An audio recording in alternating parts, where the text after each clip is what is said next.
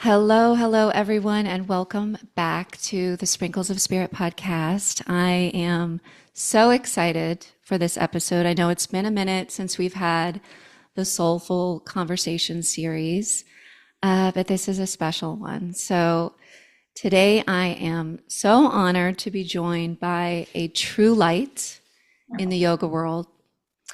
Her yoga journey began in the late 1960s and 70s, which you would never know it, guided by her mother, who studied under legendary gurus like Muktananda, Sachitananda, and Roy Eugene Davis. So that early exposure instilled a lifelong devotion to the principles of yoga, including ahimsa and conscious vegan living. With a rich background in dance and choreography, she has traveled the globe as a fitness presenter and eventually returned to her roots in yoga.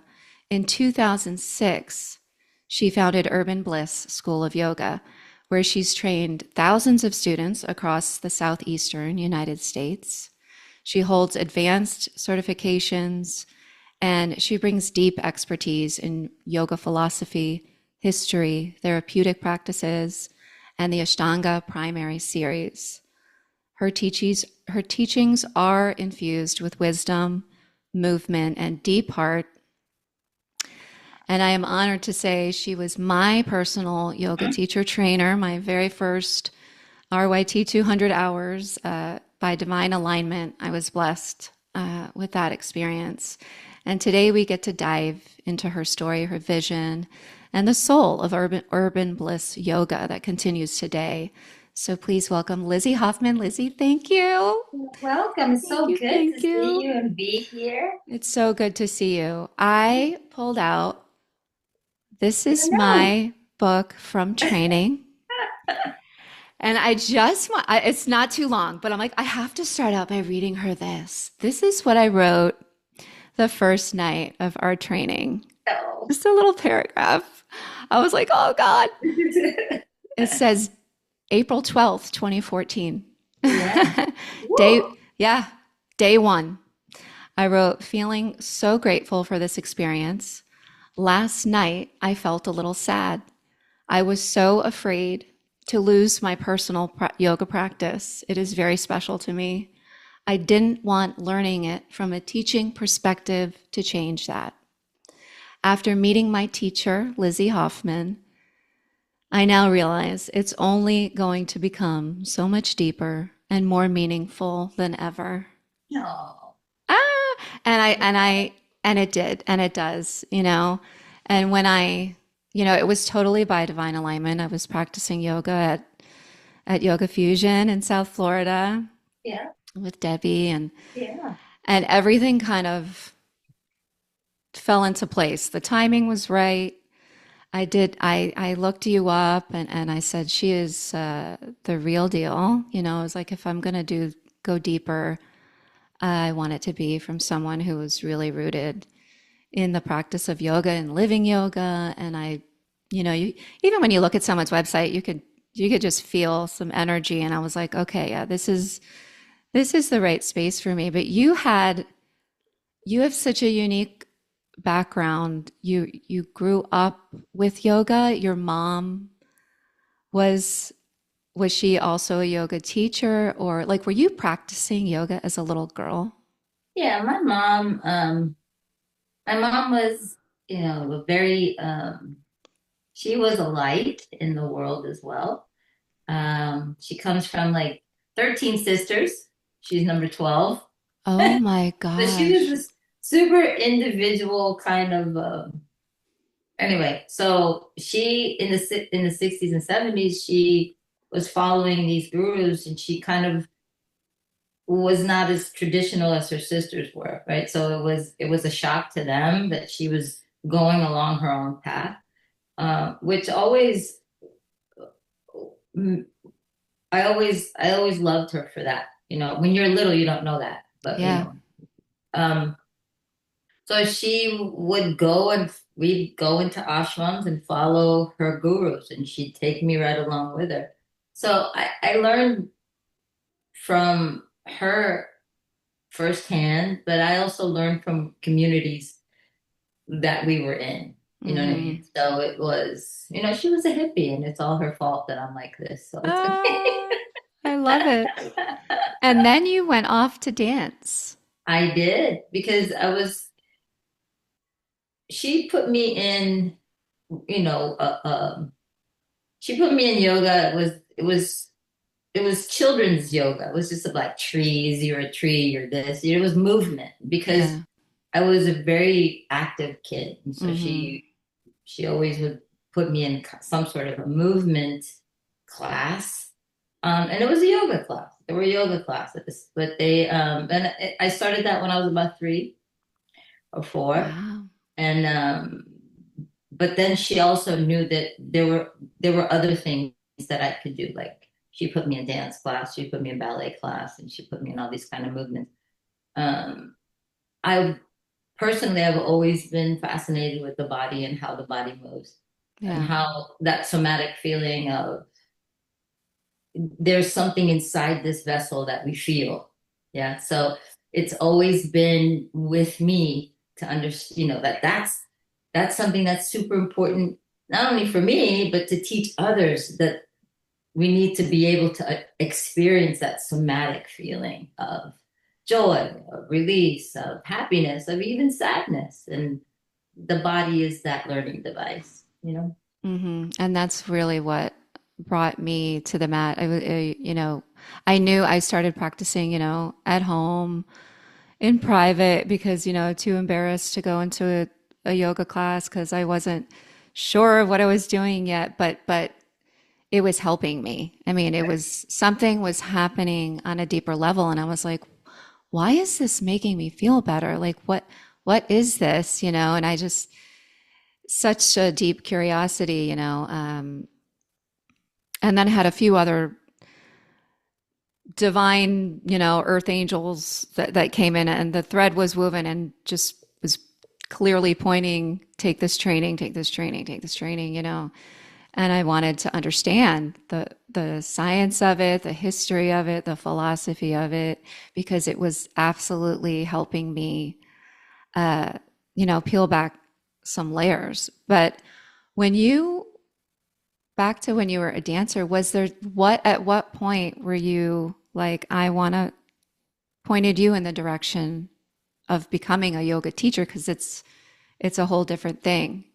Like, was there an experience you had, Um, or because it I was think, natural? yeah, I think that not only was I taught how to asana, I was taught classical asana, but I was also taught the philosophy behind the why, right? So I was also, it was like, and I tell you guys this as students all the time, and I don't know if you remember me saying it, it's like, I have a brother and he hated vegetables. And so my mom would always put the carrots in the spaghetti sauce because he would only eat spaghetti. So he would eat all the vegetables, but they were in the spaghetti sauce. So I learned the carrots in the spaghetti sauce from the beginning. I learned why we do the asana, and I understood on a level of it seemed natural to me to understand why we do the things that we do, or I was taught a non-dual perspective of things, and how all of that makes us have an experience out in the world. So when I started dancing, um, my whole world kind of shifted. It Hmm. shifted from a very curious, open, inquisitive person that I think I innately am into somebody that became super driven and somebody that became, I fell into the trap door, Yeah. because I started to not to see the experience for what it was. I started to manipulate the experience for how I wanted it to be. Mm. And then I started to suffer. There was a lot of suffering with that. I love to dance. I think that it was a very interesting time in my life, and I'll never I never regret anything I ever did. But, my body got sick and my Yeah. mind got sick. And I knew um, that I was going far away from center. And it wasn't, and, somebody said, I could talk to somebody about going into dance class and being a dancer, and it's all this, it's hard work and glorious and it's beautiful and it's whatever that is, but also you don't want to ever lose yourself within something else, right? So Right. I was losing, I knew I was losing self. Yeah. But if I didn't learn the foundations of that from my mom and from the teachers that I had, I would have not been, I wouldn't have been a teacher. Right. You see what I'm saying? Oh, yes. But Yes. like there was a lot of a lot of moments that there were super dark moments of the soul for me when I was dancing. Hmm. I was, and I love movement. That's the whole thing. That I Yeah. love movement, and I think that everything is connected, and the music was connected, and the composers and everything, and the creativity and everything was so. But I was super far away from home, Yeah. and so when I came back months from a tour that we were doing, and I was weighing like 90 pounds. I was super skinny. Oh, And gosh. my dad was like, when I saw him look at me, I was just like, oh, there's something that's not right here. And one thing led to the other. A couple of weeks later, somebody had asked me to teach some yoga class or some sort of a stretch class. And then I was like, I'll do that. Let's see what we could do. And then Yeah. it just started from there again. Like things were rekindled, right? Right. Because Right. during that moment, I don't if this makes any sense, but during those moments of that super separation, I was separated. I felt like I was separated. Um, nothing, um, nothing really brought me joy, even though that I was super good at what I was doing. None of that Mm. was fulfilling for me, and um, coming back home was kind of it was just natural, right? Yeah. Yeah. It was It lit something up inside of you. And I relate to this because it's so funny. I was thinking about, I'm like, when was the first time I took a yoga class?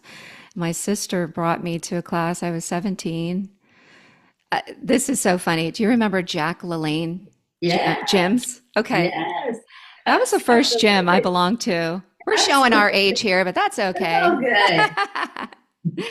good. We joined a Jack LaLanne gym, and I think in the same little plaza, there was a yoga studio too.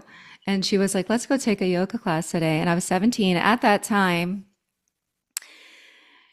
it was like, so I was a very anxious, one of five kids. I was the extremely shy one, extremely nervous, social anxiety, riddled just with this internal nervousness that developed into alopecia when I was 15, and from that time when that happened, I was like, oh, went through all the tests, and when the doctors tell my mother everything's fine, she's great, it's her nerves, I was like, okay, I have to figure this out. And back then we had magazines. We didn't have the internet, and read all the health magazines I could. I was soaking up nerves, the nervous system, the body, what helps it, and movement, I read would help. So that's when I started moving my body at home and then joined the gym at 17. And then my sister asked me, she was like, let's go take a yoga class. I'm like, okay. And at that time, it was like, and a lot of people still have this Western mindset of if you're not killing yourself at the gym, you're not doing anything, And I very much had that mindset. So I wasn't ready for it. But I Right. took the class and I remember, you're so young, 17. I remember going, that was really nice, but it's just, it wasn't enough for me. I need to sweat more. And, I just wasn't ready for that, for Right. yoga yet. Addicted to exercise for 20 years, worked out like that, like a maniac, And it wasn't until I didn't break that attachment that I learned I had with you until we took our yoga teacher training. I have not stepped in a gym since the day of yoga teacher training, and I don't miss it at all. But what brought me into your training was some of that because I felt I wasn't, for me, my journey was all about self love, and you. I don't know if you realize it, but you really taught us that the mat is our mirror, and it's going to show you your true essence. It's going to be unveiled through these layers. And I'll never forget what you said. That was so meaningful to me because I, without even looking in my journal, I was like, what do I remember? And something I always tell people is my teacher told us to remember who you work for, remember who you're in service for. And that meant a lot because I'm sure you find a lot of people come to your training for different reasons, and without judgment, and that's something I always work on. You can't judge another person's path and choices, but for me, it was like yoga was such a personal practice, this moving, deep meditation. It wasn't about anything other than me strengthening my connection, quite frankly, to my higher power. And I felt with you, you offered that, and if some people are going to get it and some people are not. And what do you think of yoga has in the Western world and us as being yoga teachers? When I was finished, I wasn't quite ready to teach. I was still quite scared, still needed to work on confidence using my voice, la la la. And the whole yoga world was quite intimidating. Social media, we're going to get into. I'd want to know your thoughts. Changed everything, and I wasn't quite ready for that either. I just feel like I wanted it to offer this practice as a form of self-inquiry for someone, to really get to know themselves. But do you find people are coming to you for a deeper experience, or do you find people aren't really, they're just going to hot yoga because they want a yoga body, or they want to quickly take this teacher training because now everybody's a guru and everything and opening up studios? Like sometimes I'm like, is there depth? And it is what it is. Like when I go to a hot yoga class, I go to sweat. And I know the studios where I'm going to have a mind, body, spirit experience. And I know the studios I'm not going to have that. And that's okay because I could have that experience. Like, what are you seeing people come to you for? Are they looking for more meaning? Um, it Or depends. I was taught that when two egos clash, there's going to be an attack. When two spirits attach or see each other, they're open to the conversation. mm-hmm. And so when and that's not a judgment at all. Yeah, That's so all everyone is has their own agenda, right? Because we don't even know that it's an agenda yet yeah, until you,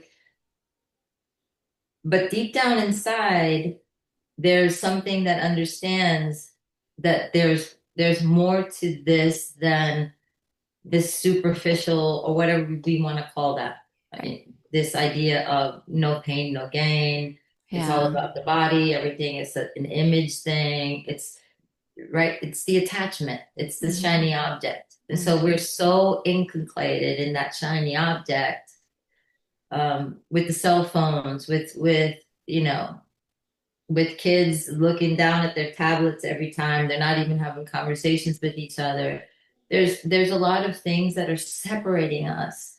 But deep down inside, or there's a reason why people take teacher trainings, and m- maybe I could say a couple of people have taken the teacher training because they had to, Mm. but the rest of them, and maybe that's one or two, but the rest of them, they come with fear of uncovering themselves because they might have an imposter syndrome idea of themselves, like, who am I? And, how Mm. come this yoga is not what I think it is? And this is, well, let's talk about what yoga is and what does that mean for you? It's, it is about self-inquiry. And yes, um, I do see people, the more they take the box yoga, something still happens to them. Yeah. Even if they're in a gym setting or, a cookie cutter yoga studio or whatever that is, it's the magic of the yoga and the breath work. Yoga has these mechanisms that we use, right? So it's pranayama and asana, and there's many other things, meditation, yoga nidra. But basically the asana and the pranayama, they're gonna hit somebody in all different ways. And one day something's gonna happen and they're gonna be like, wow, Yeah. that class was amazing today. And they have no idea why it was. Yeah. Um, so yoga works directly on your nervous system, regardless of your quote unquote intention to go to class, right? If you want to look good naked or Mm-hmm. whatever that is, you're still going to walk out of that class if the teacher has handed it to you in an appropriate manner, yoga high. Yeah. There's going to be this, right? Yeah. And again, I don't know if you've experienced this, but many people walk out before shavasana. Yes, I have. And Yeah. I always And, feel bad for them. right. Me too. And I'm like, you're missing the best part. You missed the whole point. You missed the best part. Yeah. And so there's a very famous teacher. Oh, I love him so much. His name was Steve Ross, and he was one of the first teachers out in California in the 70s and the 80s, and when California was just booming with yoga. And he used to teach like young actresses and stars, and so he had this one girl that was super anxious, and she would come in and she'd do exercise, like she'd do crunches and she'd do all this stuff in the back of the room while he was doing a whole yoga class, and he was like looking at her and he'd be like, I'm just going to let her do what she needs to do. And so he would leave her alone, but she would come every day. And then one day she started doing what he was doing and she stayed for Shavasana. Ah. So it's like Yeah. people do, if they're, because of that spirit inside of all of us, I mean, they're going to hear you if the willingness is there to hear you. You have been doing this for so long. I'm so curious. Because as a yoga teacher, when COVID hit, I had a studio class for 5 years at that point. Nothing was more fulfilling.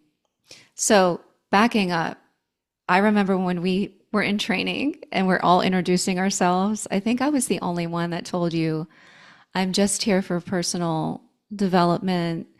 I really don't want to be a teacher. Right. And right away you said, and you will be the one. And I went home going, no, I won't. I was so like afraid. Yeah. But it was like, because this practice was so helping me on such a deep level, really, really, when I needed it. It was during a time of, I was quite lost, during those years. I was single, doing everything on my own. As a woman, like, you don't have children, you're not married. I was kind of like, okay, I don't know. There's got to be more to this. What am I supposed? I felt a little like, what's going on here? But was guided to this practice, and it was like helping me on such a deep level. and really helping me connect with just our inherent worthiness, loving yourself, what that means on every level, understanding and deepening my faith. And it was like, how can I not share this? Because I know so many other women have felt the way I was feeling. Absolutely. And it was just like it's a calling. And I always come back to that because then COVID hit, studio shut down, pivoted to private classes, and today still private classes, and teaching meditation and things. And it's like I always come back to my why because sometimes my ego mind, I'll be like, okay, maybe I'm not supposed to do this, I don't know.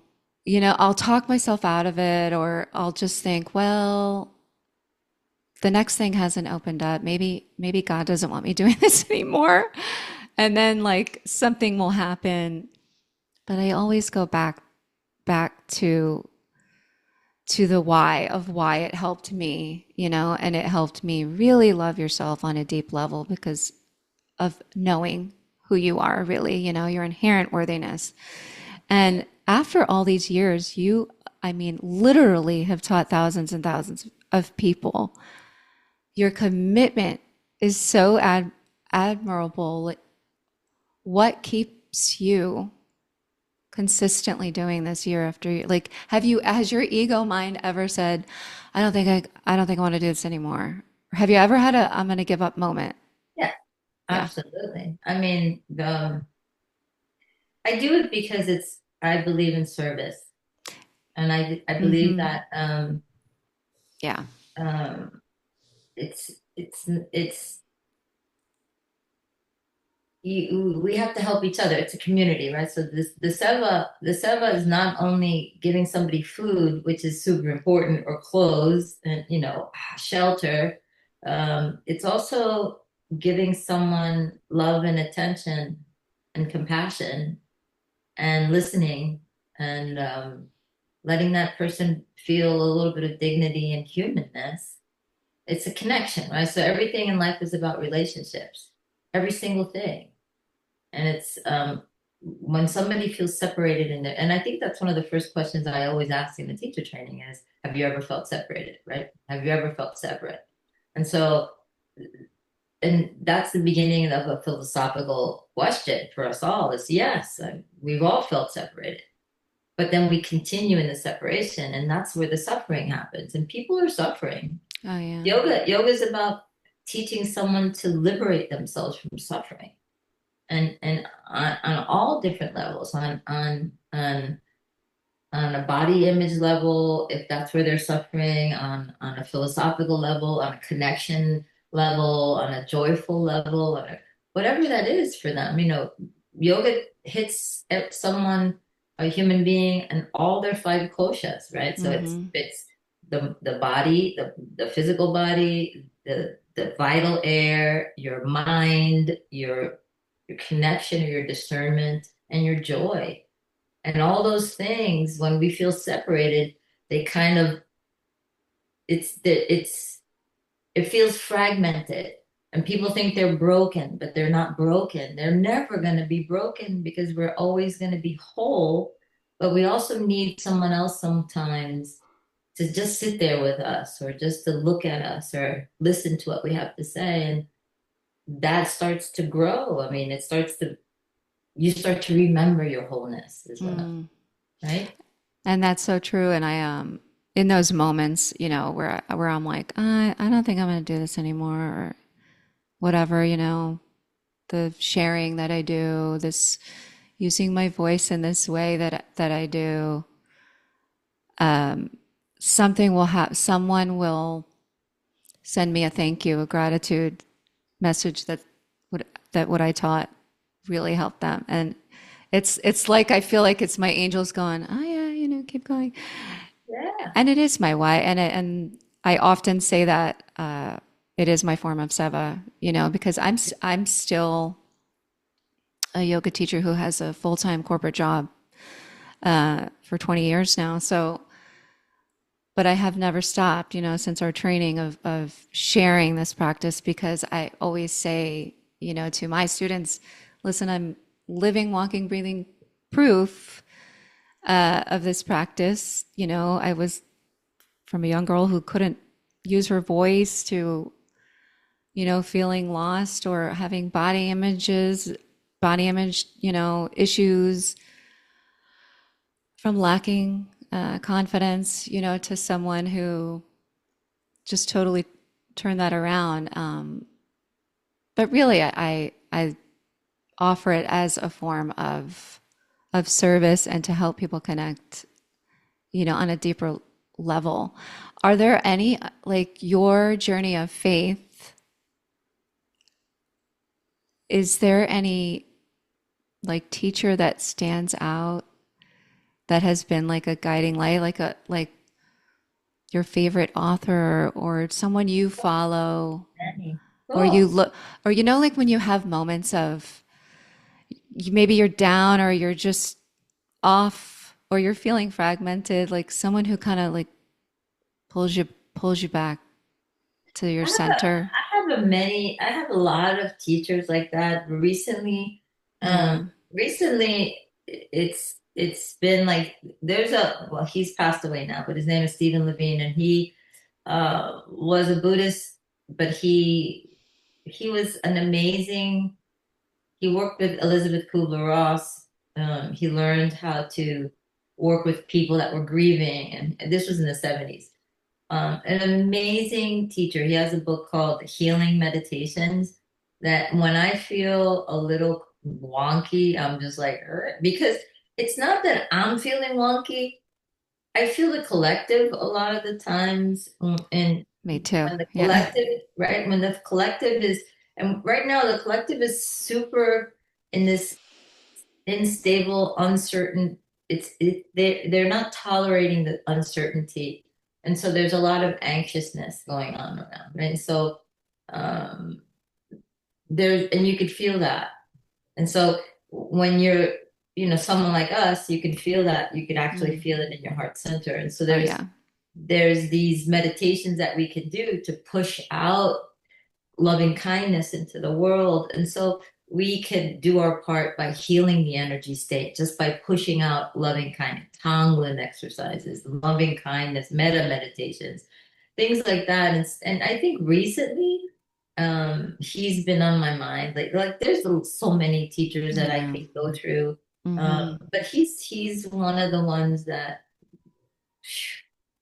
and he used to work really close with Ram Dass too. But he's a wonderful author. And well, he's passed Hmm. away now. But if you ever wanna, I could send you the names of the. Yes, please do. I'm still an avid reader. I'm always reading. Right now I'm soaking up Richard Rohr. Mhm. Do you know who he is? I've heard a little bit about I'm Richard. very late, in the game. He's now elderly and I think he's actually sick. But I'm soaking up his books just because, he teaches, non-dualistic thinking and he's so genuine and sincere and there's a quality that I think uh, the teachers that have really touched me, and you carry this quality, that I find that are authentic, that I feel they're genuine, they're coming from a place of love and truth in their heart.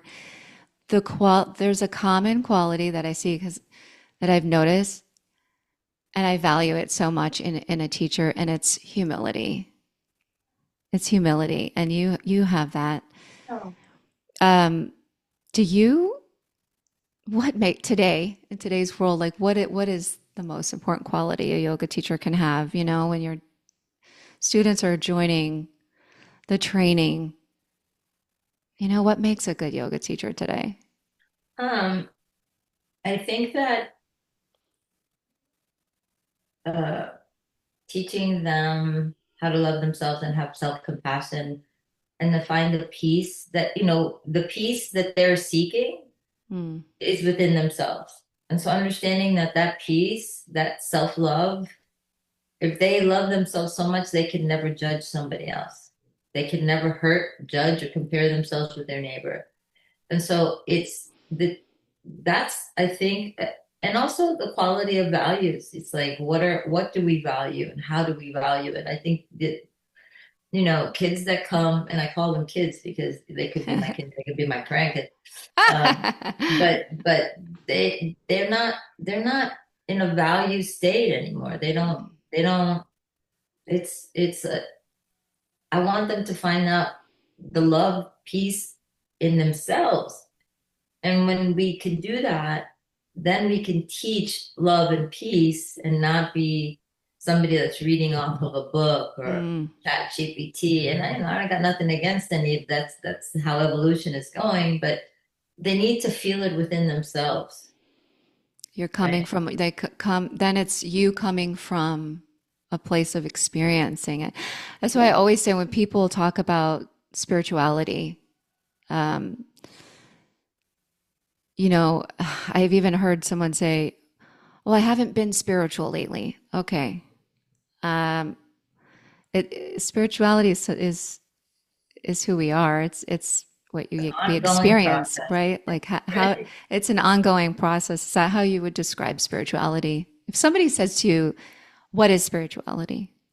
And I know that's a loaded question, but I mean, it's it's yeah, it's you being in this place in a sacred spot for yourself with whatever you believe to be your creator or what the higher power is. It's that relationship. mm, That's the relationship. It's like, and how we treat others and how we go about this world and walk and how our feet touch the earth and how we care for each other. All of that is spirituality. Our actions every day, our kindness, our love, all of that is spirituality. Our standing up for ourselves, our standing up for others who can't speak for themselves, our feeding the hungry, our clothing people, all of that is spirituality. It's all spirituality. yeah, It's finding the peace within ourselves, and it's so big we can't really, I mean, I could sit here and name all of those things. yeah, yeah, It's not about being good or bad. The universe doesn't really have such a moral code as human beings do, right? It's not right. it's about the feeling tone Mm-hmm. of yeah, this is right. Mm-hmm. Yeah, this feels good. Yeah, Yep. everyone's happy. Yeah, it's joyful. Why can't we live in joy all the time? It's because we don't. No, We're always going, we're always separating ourselves to see the shiny object. that is the truth. There's so much of it out there, and I do think the internet changed a lot of things, and Oh, social media is continuing. What are your thoughts on social media? Do you think it's a necessary evil as a business owner? yeah. Yeah. I mean, and you have like I think the last I post things because it's if I have a teacher training or something going on, I'll post a meme that's I think Mm-hmm. is Oh, yeah. but I think the last time I posted something serious about this, I think I posted about the arrows or something, and I actually wrote something because I was feeling what you would ask me before is, when do you feel like giving up, or when do you feel like, Yeah. and so, these constant arrows that are hitting you all the time, it's like, woof, woof, woof, right? Um, that was a moment that I had to really get my mind right. I had to like get back and have a conversation. Hmm. Yeah. I had to have that conversation and get my mind right and go back on my path Yeah. because w- things can take us off the path quite quickly. And Yes. social media can do that. I think so. It's taking so much of our attention away from It's a distraction. it's a distraction. It is such a distraction. And I decided, to use it. I decided to look at it because I'm creative. I love all the creative stuff. Everybody shares. I love to be inspired. I love seeing what my teachers are going to share. Um, Right. And I that's a have, good part of it, right? That's yeah, nice. it can be inspiring, Right. but I just decided to make sure I'm using it. I could think of it as a form of seva. Offer Right. something inspiring, funny, uplifting, Right. educational. I'm always, you know, and listen, and I work on this myself. Like I don't want to judge other people, right? The yoga post, and the bikini on the beach, that's fine. That's great. You're not finding it on my page. That's just not, I don't want to use my space for that. I decided, I was like, no, I want this.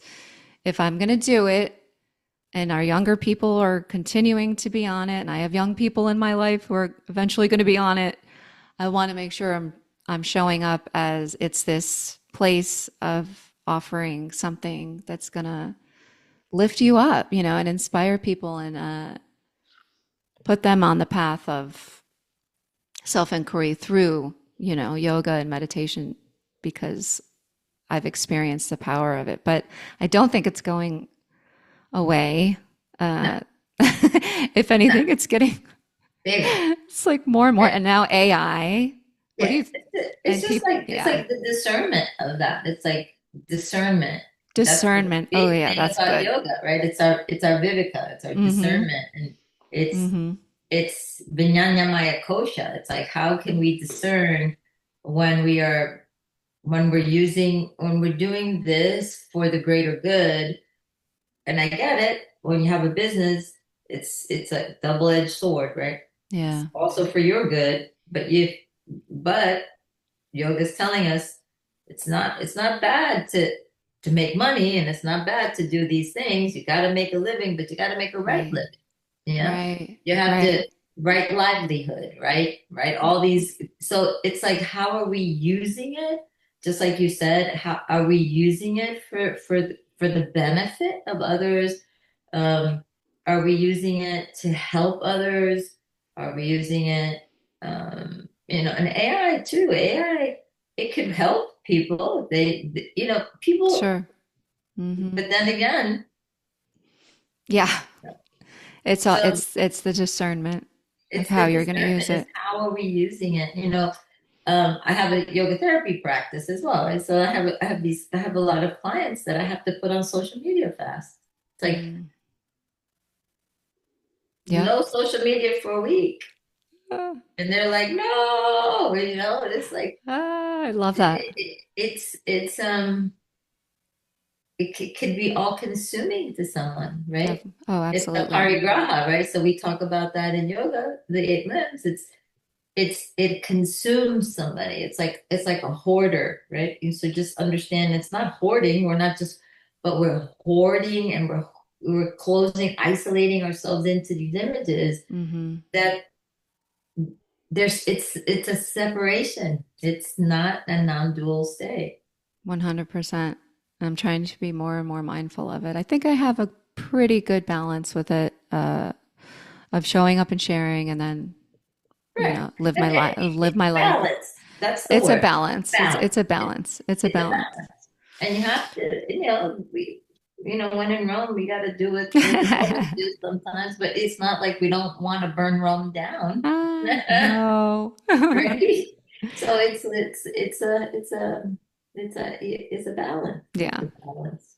So, if for those people listening who are on the fence about taking a yoga teacher training, and they're on the fence, they're not sure, how can someone make that decision? What would you offer them to ask themselves? I Should they mean, take a yoga teacher training? Why? yeah, first it's why ask themselves, why do they want to take a yoga teacher training in the first place? Like Hmm. what even sparked the interest? And two, never wait, because if you wait, there's always something else that's going to come up. You're like, now I can't do it now, but when are you going to do it? I can't do it now. I can't, but you want to do it. So time is never is. I try to tell that to people, and it's not because it's my business. It's because time, if you want to do it, there's always time to, you can find the time. Yeah. Yeah. Yeah. And the why is that's the inquiry. Why do you, what sparked your interest? Is it you want to teach yoga, or do you want to learn more about the practice, or is there something specific that you want to do in yoga? I mean, what does it mean to you? What does Mm, yoga mean to you in the first place? What is it? And how did it make you feel? right. So those are the questions, you know? That they could ask. Yeah. And your journey, well, today, I talk a lot about self-love. I love sharing and offering and guiding people on the path of self-love. What is your self-love practices today look like? Like, what is a day in your life? Like, give us the scoop. Do you are you cold plunging? Are you infrared lighting? Are you hot yogaing every day? What is your wellness practices, your self-love practices, and what does your meditation practices look like today? I get up early. I get up about 3:30. Yeah. And then I try to do some dinacharya. So it's like a ritual, right? Oiling our eyes, or sit there and I have tea with my husband and we have a conversation. And then I do a practice, and it depends on the day. Depends on how I wake up. If I need to move, I'll move. If I need to sit, I'll sit. I read. I always read some of my teachers all the time, every day. I'll read. Um, it inspires me. It reminds me. Mm, And for the past, um, you know,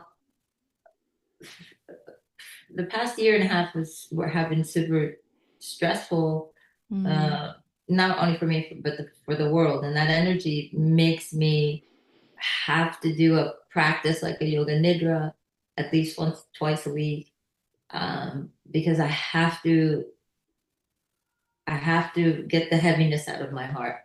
So it's yoga nidra has been pivotal for me in the past year and a half, you mm. know. So I'll try to do a nidra at least 45 minutes, and it's everything. Yeah. But then Yeah. I'll practice, I'll teach, I'll practice. I work out a little bit, I lift weights, I do a little bit of everything. Hmm. And you plan on, and your legacy is going to continue. We can still take the yoga teacher training with you. You could take it. And I'm doing a lot of privates too, but yeah, Hmm. we could do just email me, text me, and we could figure that out. And Yeah. how can everybody contact you? I'll put the links to your website and Yeah. everything. If Yeah. they, hmm That, and they could find me there. There's an application online if you remember, and then you just fill it out and then it'll get right to me. It's info@urbanbliss.com. I love it. So there's always, and when people are struggling financially, we try to help them. You just have to set up a plan, and that's always, I never want somebody to think that money is going to be an Oh, object. yeah, because I know I have to take I never took the 300 hour. It's on my list. We must do that together. It's on my list, and I haven't done it with anybody else because I'm like, no, I just want to go do it with Lizzy. That's who I want to go do it with. But I want to be mindful of your time. So I want to ask you to end with, is there a mantra that you live by? Like when I was little, my mom always said, and she still does say it, bloom where you are planted. And I try to live by that because I feel like in life you can just question everything, or be impatient with the journey of your life, struggle with why is this happening, why is that happening, and it reminds me, and sometimes because I'm still like, and I have this corporate life, I used to question it really, really a lot, like, and kind of guilt trip myself, like, as a yoga teacher, you're not doing enough. Why haven't you left this job? Why aren't you, I used to question everything. And now I trust that, you know, you can be the light wherever you are, Could be the right? light. Yep. And I think I was called to maybe do a double duty here, Yeah. because it just everything does feel good, that I'm doing. Um, and so bloom where you're planted. I have it up here in my room because that's my reminder to just, hey, be the love where you are, come from a place of love right where you are, and that's all you need to worry about. Is there any do you have any favorite mantras that you use or It's meditate on or it depends on the day, but there's something that I constantly am telling myself is, and my mom used to teach us this, is like name three things that you're grateful for right now, right? And then, so we would be like, mm, if we were complaining, it would be like, so it's I the love it's the that. gratitude practice, right? Oh, It's that's like good. name three good things, and so that's a practice. And I give that to some of my students sometimes and my clients. It's for 5 days. I want you to sit at the first thing in the morning, three good things, and what are you grateful for? Mm, And so I think when we find gratitude, we have a coherence, right? This frequency of coherence, and then the heart can just start to expand a little bit more. mm-hmm, mm-hmm. I love it. That's powerful and simple and easy for everybody to use. Yeah. And I thank you for that. But thank you for talking with me. Oh, this And is so I nice. cannot wait to share you with my listeners. I know they're really going to appreciate the conversation and the insight and the wisdom.